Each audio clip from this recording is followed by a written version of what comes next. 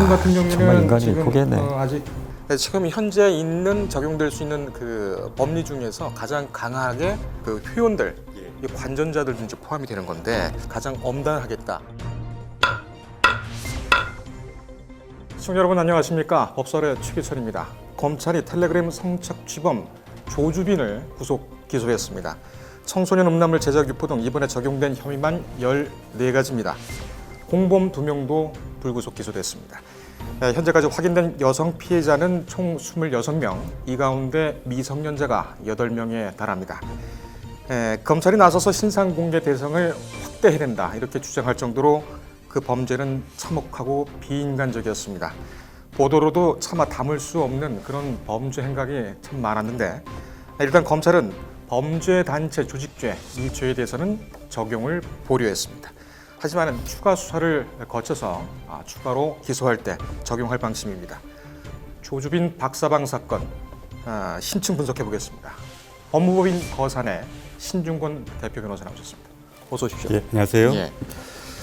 오늘 사안의 성격이 좀 그래서 예. 뭐 짧게 인사를 이렇게 드리고요. 예. 저희 법설에서는 뭐 이 사건 초기에 이 부분에 대해서 이미 죄에 대한 적용 부분 그리고 양형 또 이 관전자 또 내려받은 자 이런 유료 회원들에 대해서도 어떤 죄가 적용되고 어떤 형이 적용될 것인가를 미리 저희가 짚어드린 바가 있습니다. 맞습니다. 일단 기소가 됐습니다. 중간 수사 결과긴 한데 변호사님께 보실 때는 이거 사건 어떻게 보십니까?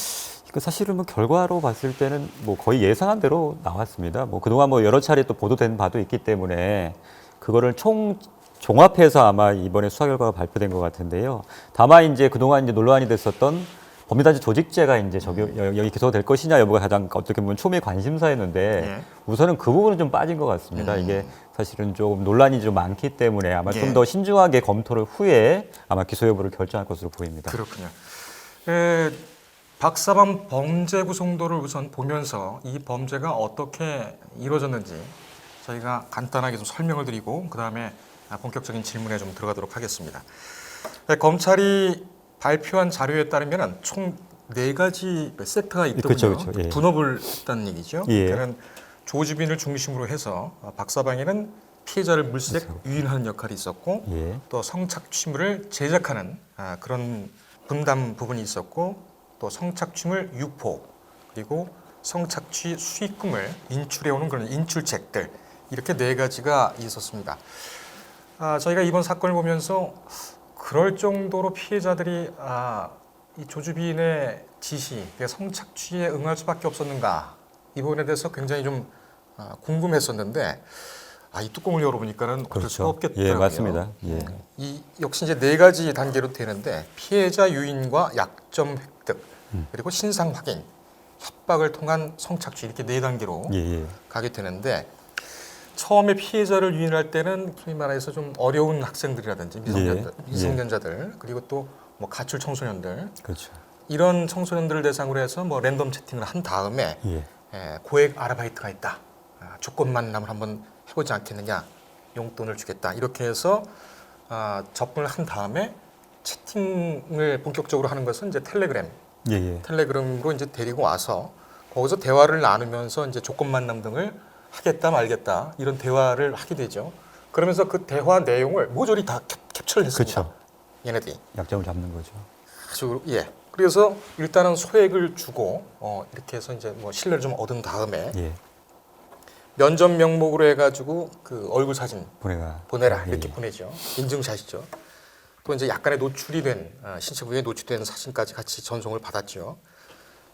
그런 다음에 아르바이트가 이제 잡혔다. 이 저쪽에서 신상 정보를 원하니까 신분증을 보내라. 사진을 찍어서 이렇게 보냈는데 생년월일을 가리고서 보내라. 이렇게 했어요. 생년월일을 가려라. 이 보게 되면은 주민등록증이나 신분증을 보게 되면 우리가 가장 좀 걱정하는 것이 이 생년 주민번호 아니겠습니까? 그렇죠. 그거를 이제 가리고 보내라. 그러니까는 피해자들 같은 경우에는 신분증인데 이걸 가리라고 하네. 안심하게 나쁜 의도는 없었나 보네. 이렇게 하면서 믿게 만들었죠. 물론 이제 그 전에는 생일이 언젠지, 나이가 얼마인지 뭐 다 얘기를 다 한 다음에 확인했겠죠. 예. 그렇게 안심을 시켜놓은 다음에 페이스북이라든지 인스타그램 그리고 또 뭐 트위터, SNS 계정을 검색한 다음에 출신 학교, 가족관계, 또 친구들, 지인들 이런 정보들을 싹 털었어요. 예, 예. 그런 다음에 이 불법 아르바이트생, 사회복무요원으로 근무하고 있는 요원들을 모집해서 주민조회를 실시한 다음에 피해자의 가족 신상과 집 주소, 연락처 등을 확보를 합니다. 이렇게 되면은 가족들까지 같이 이제 피해 범위에 들어오기 때문에 어쩔 수 없이 따를 수밖에 여기서는 없죠. 들어갈 수밖에 없는 예, 것 같아요. 맞습니다. 예. 참 나쁜 분들이 있지 않습니까? 예, 그렇죠. 아주 조직적이고 계획적으로 이루어진 하나 더 거죠. 있습니다. 예, 예. 여기서 이제 본격적으로 범죄가 나오는데 협박을 통한 성착취. 그러니까 피해자의 개인 정보를 알고 있다는 점을 그 근거로 해서 피해자한테 계속 노출 사진. 근데 그것도 또 변태적으로 예. 이런 저기를 합니다. 그래서 영상물을 전송을 받은 다음에 이제 다 찍을 걸 다 찍었다. 그러면은 직원들이죠, 직원들. 소위 말하는 오프라인 직원들인데 이 직원들 중에는 이제 뭐 검은개 또 뭐 짝꿍가 또 있고요. 예. 구마적 이런 애들이 또 있습니다. 이런 애들을 보내서 집에서 기다리게 한 다음에 전화를 해서 나오게 한 다음에 성폭행을 예, 합니다. 그렇죠. 그런 다음에 또 영상을 찍었어요. 예, 지금. 어떻게 이 대부분 보면은 이 공범들이 또 아주 어린 그 20대 아주 어린 초반이거나 심지어 또 미성년자들도 있거든요. 예, 맞습니다. 이렇게 해서 영상을 찍도록 해서 또 그걸 또 팔았습니다. 팔았는데 보도에서 나오는 건 나오지는 않았지만은 이 인신매매를 한 거를 제가 그 제보를 통해서 확인을 했어요. 그러니까는 계속 그 정보를 가지고 그 정보를 다른 사람한테 주는 거죠. 그 사람한테 이제 얼마 받고 예, 예, 예. 그리고 이제 이 여성은 뭐 너의 여성이다. 그러니까 넘긴다. 이런 식으로 해가지고 넘겼다. 이런 얘기가 또 있지 않습니까? 이 부분 같은 경우에는 지금 아직 검찰에서도 보강 수사를 해야 되는 부분이고 지금 뭐 이 정도로 이제 돌아봤는데 방금 말씀하셨지만은 범죄단체 조직죄가 이번에는 배제가 됐습니다. 아무래도 좀 검찰이 좀 부담스러웠을까요? 그렇죠. 사실은 이 범죄 조직죄가 지금까지 적용된 예를 보면 소위 말하는 조직폭력배들 아니면은 뭐 방구단체라든가 이렇게 소위 말하는 수계가 있고 예. 그때 뭐 행동대장부터 시작해 쭉 이렇게 통솔체에 갖추어져 있는 이런 걸 보통 이제 범죄 조직죄로 이제 엮어서 같이 이제 처벌했던 경향이 있었는데 예.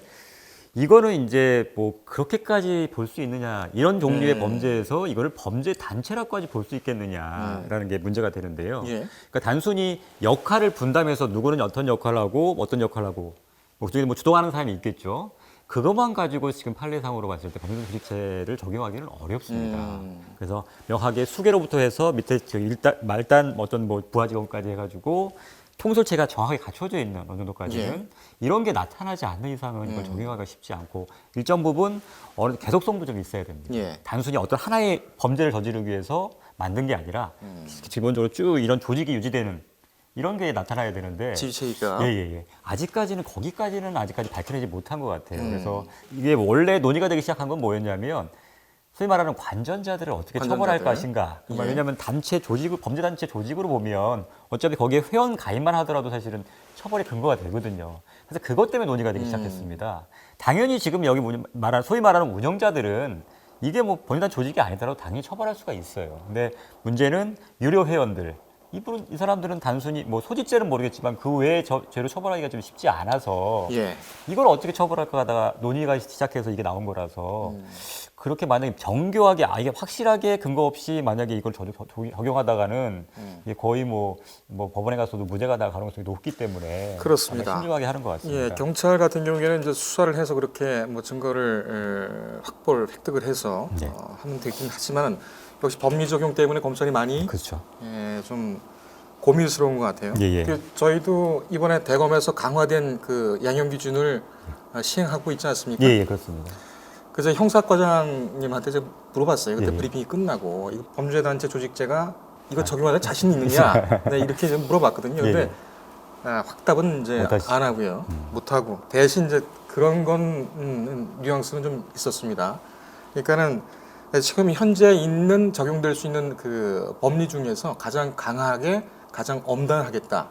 여기서 지금 말씀드리는 거는 조주빈 일당이 아니라 방금 말씀하셨던 이제 그 회원들, 관전자들도 이제 포함이 되는 건데 이게 또 다른 문제, 좀 다른 거랑 또 연관되어 있는데 우리가 어떤 사건이 터지면 뭔가 이 처벌을 강화하는 쪽으로 뭐 법을 만들기도 하고 뭘 하려고만 한단 말이에요. 그러니까 이게 어떻게 뭐 오랫동안 저기 논의하고 그다음에 검토를 해서 어떤 법안이 만들어지는 게 아니라 사실 어떻게 보면은 뭐 인기 영합하기 위해서라든가 뭐 그러니까 국회의원들 너도나도 이제 법을 만들기 시작해요. 그러다 보니까 이게 사실은 법안마다 다 이게 정리도 안 된 상태로 그다음에 다른 법과의 관계도 사실은 검토를 해봐야 되는데 그러다 보니까 무턱대고 형만 높여놨단 말이에요.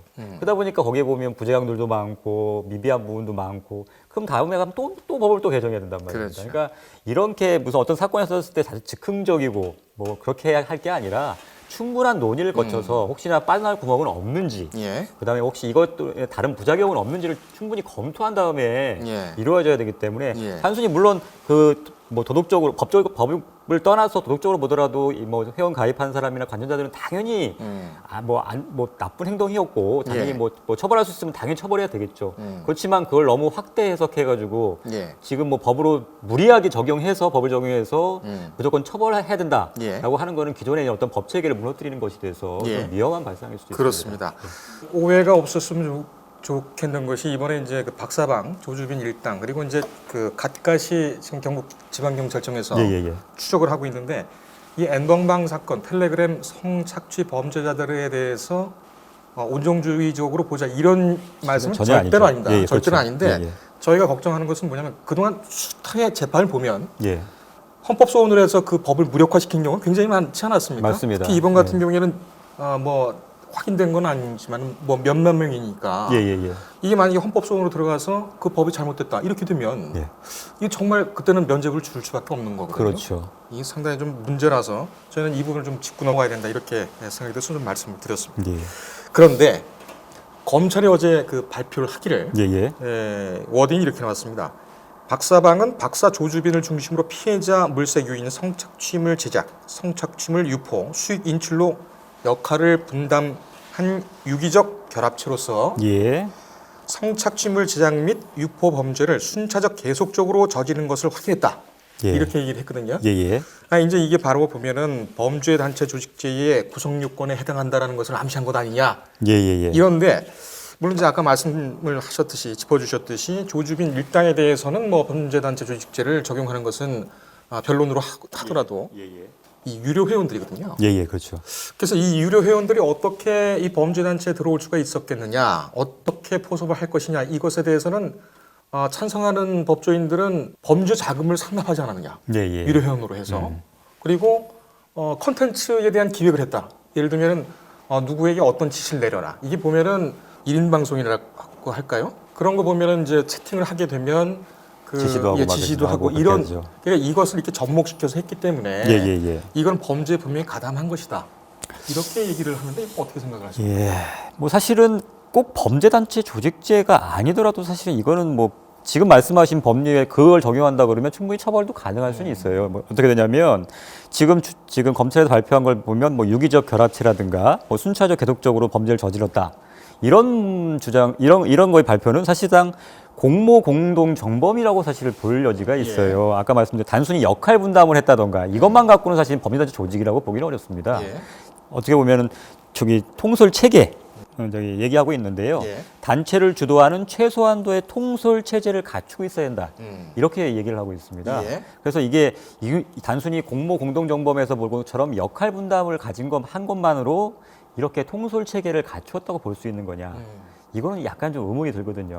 물론 적용을 아예 뭐 못할 거라고 보기는 어렵지만 꼭 그렇게까지 무리해서 할 필요가 있느냐? 기존의 공모 공동 정범 이론으로도 충분히 처벌이 가능한데 굳이 무리해서까지 할 필요는 없다. 그다음에 그렇다면 나머지 지금 말씀하신 것처럼 유료 회원들이 뭐 또 일종의 범죄 자금을 뭐 마련해 준 거 같은 경우에는 사실은 이거는 뭐 방조범도 충분히 가능하기 때문에 뭐 그런 식으로 처벌이 가능하지 이거를 꼭 굳이 뭐 이렇게 무리하게 범죄단체 조직죄라는 거를 해가지고 할 필요가 있을 것인가라는 생각이 저는 좀 듭니다. 제가 가만히 보니까 이 얘기가 왜 이렇게 나왔느냐면 아청법이라든지 아니면 이제 성폭력 처벌법 같은 경우에는 이 법정형이 너무 낮다.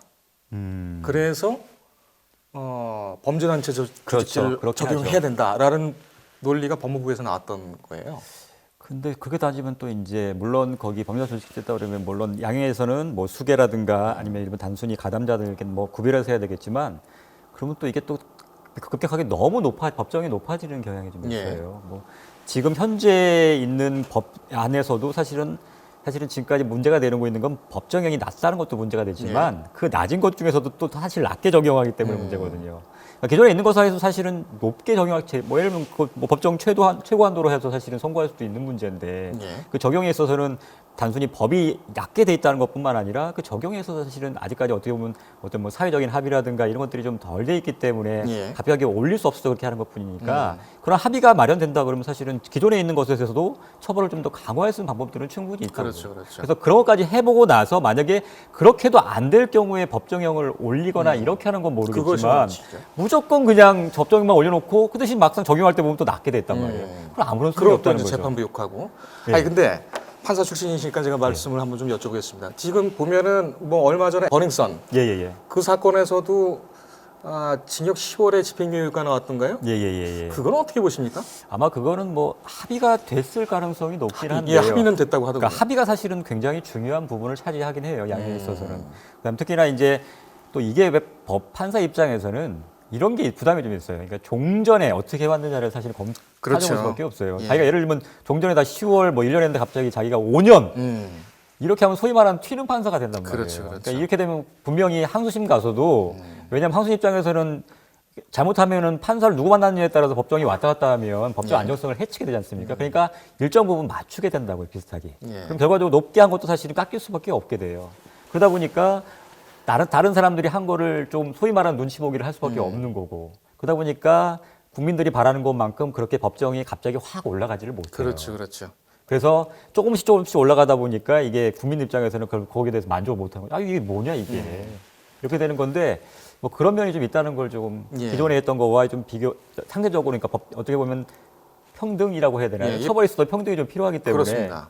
판례가 있고 이제 판례에 대한 그 피고인들의 예측 가능성이 또 중요하기 때문에 이런 것 같은 경우에는 또 그 함부로 이렇게 침해를 할 수는 없는 부분이 있습니다. 이게 춘천지법에서 징역 2년 나왔는데 서울중앙지법에서 무기징역 나왔다. 이렇게 되면은 춘천으로 다 이사 갈까요? 그래서 실제로 그래서 뭐 그게 뭐 정확하게 가능하다고 하고 말씀드리기는 어렵지만 약간의 그거를 고르기도 해요, 사실은. 그 재판 지역에 따라서는 뭐 어디서 재판을 받느냐에 따라서 조금씩 달라지기도 하고 해서 이송해 달라고 하는 경우도 좀 있고. 그렇죠. 다시 한번 오해가 없으시길 바라겠습니다. 낮게 처벌하자는 것이 아니라 이런 문제가 있다는 것은 저희는 짚고 넘어가는 것입니다. 나중에 보시죠. 분명히 이 부분에 대해서 문제가 생길 겁니다. 헌법 소원을 청구를 하든 그렇게 될 거라고 저는 생각이 되는군요.